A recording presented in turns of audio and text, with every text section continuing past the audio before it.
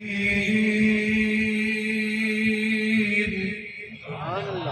الله والصلاة والسلام على سيد المرسلين وعلى آله وصحبه أجمعين. سبحانك لا علم لنا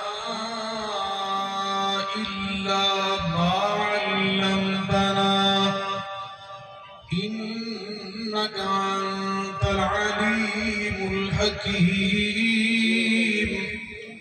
رب اشرح لي صدري ويسر لي أمري واحلل عقدة من لساني يفقه قولي.